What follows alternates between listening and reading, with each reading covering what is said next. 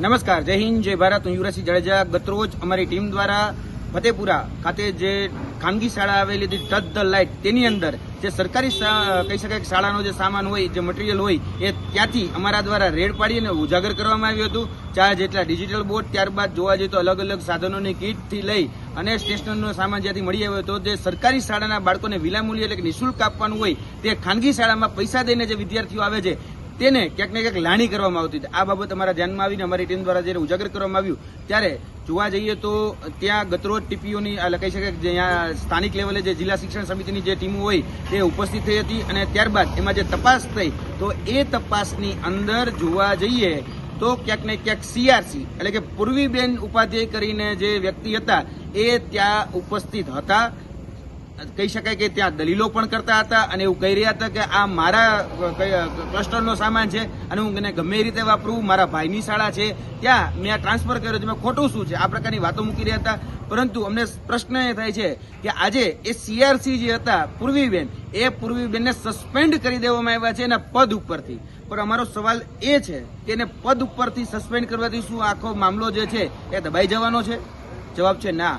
અમારી માંગણી છે કે ફક્ત સસ્પેન્ડ નહીં, એની ઉપર કાયદેસર રીતે ફોજદારી ગુનો દાખલ કરવામાં આવે અને એ ફોજદારી જે કાર્યવાહી છે એની પર કરવામાં આવે, જેથી કરીને જોવા જઈએ તો જે માલ સામાન જે હતો સરકારી શાળાનો અને સીઆરસી કોર્ડિનેટર જે હતા તો એના ક્લસ્ટરનો જે સામાન આજે ખાનગી શાળા એટલે કે ટચ ધ લાઇટ કરીને જે શાળા હતી ત્યાં પહોંચાડવામાં આવ્યો હતો. તો એ હોદ્દામાં ઘણા બધા લોકોએ આની પાછળ એ બીઆરસી ભવનથી લઈ, સીઆરસી ભવનથી લઈ, ડીપીઓથી એની ટીમ અનેક વખત જોવા જઈએ તો ગ્રાઉન્ડ ઉપર તપાસ કરતી હોય છે. તો એને અત્યાર સુધી શું તપાસ કરી? એટલે જવાબદાર ટીપીયુ હોય, ડીપીયુ હોય, સીઆરસી હોય, બીઆરસી હોય, જે પણ હોય એને સજા થવી જોઈએ. તેની સાથે સાથે આ શાળા એટલે કે ટચ ધ લાઇટ કરીને જે શાળા છે એ શાળાના ટ્રસ્ટી છે અલ્કેશભાઈ પ્રજાપતિ.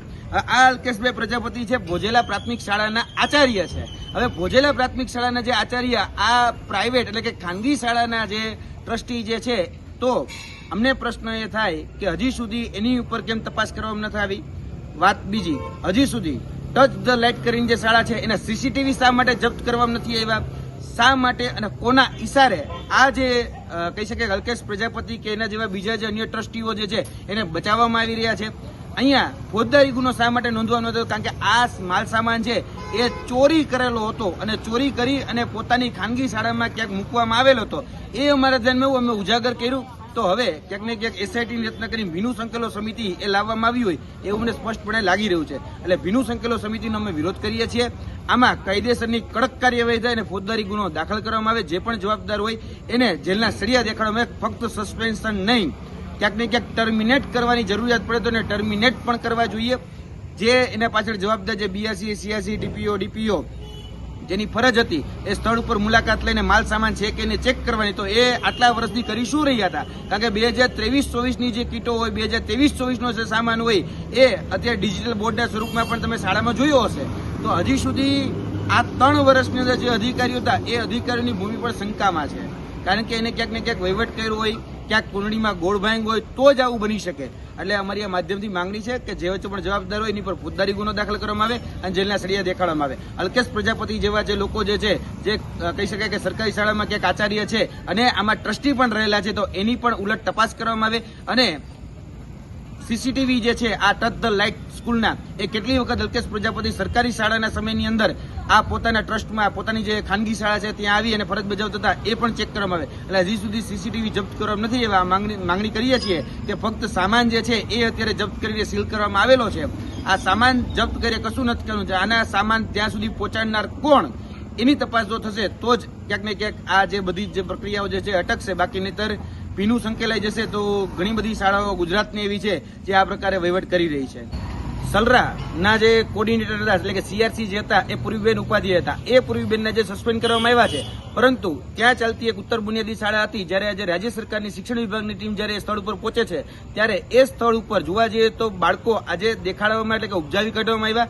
જ્યારે શિક્ષણ વિભાગના અધિકારીઓ જ્યારે ઉલટ તપાસ કરી, ઉલટ પ્રશ્નો કર્યા ત્યારે ખબર પડી કે આ તો બાજુની શાળામાંથી બાળકો લાવીને ત્યાં બેસાડવામાં આવ્યા છે. હવે આવું હીન કૃત્ય કરવામાં આવી રહ્યો છે. એટલે કે બીજી શાળાના બાળકને ક્યાંક ને ક્યાંક ઉત્તર બુનિયાદી શાળાના બાળકો બનાવી અને ઉભા કરી દેવામાં આવ્યા છે. એટલે ક્યાંક ને ક્યાંક જોવા જઈએ તો આ શિક્ષણ વિભાગના જે ઉચ્ચ અધિકારીઓ છે એના આંખમાં ધૂળ નાખવાનું આ સુનિયોજિત કાવતરું હતું. આજે ક્યાંક ને ક્યાંક મને એવું લાગે છે શિક્ષણ વિભાગ સામે આ પણ ઘટના સામે આવી તો ઘણી બધી જગ્યાએ મને એવું લાગે છે હજી ઘણી બધી બાબતો છુપાવવામાં આવી રહી છે. આ ઉત્તર બુનિયાદી શાળા છે એની પણ ઉલટ તપાસ કરવામાં આવે. ક્યાં સુધી અત્યાર સુધી ત્યાં ભણતા જે બાળકો છે શું એ ભૂતિયા હતા એની તપાસ પણ કરવામાં આવે. અને અત્યાર સુધી જે પણ જગ્યાએ પૂર્વીબેનની જે ભૂમિકા જે પણ સીઆરસી તરીકે કે રહી હોય એ બધી જ જગ્યાએ બધી જ શાળાઓની તપાસ કરવામાં આવે. કારણ કે આટલો બધો સામાન 4 ડિજિટલ બોર્ડ હોય, લેપટોપ હોય, સ્ટેશનરી હોય કે બાળકોને મળતી અલગ અલગ કહી શકે કે જે કીટ હોય, ડ્રોઈંગની કીટ હોય કે બીજી અન્ય જે કીટો હોય કે પિટારા હોય, જાદુઈ પિટારા, આ બધી જ જગ્યાએ અહીં એક જ જગ્યાએ ખાનગી શાળામાં આવી જાય છે. તો કેટલી શાળામાં ત્યાં બધું ભેગું કરવામાં આવ્યું છે એની તપાસ થવી જોઈએ.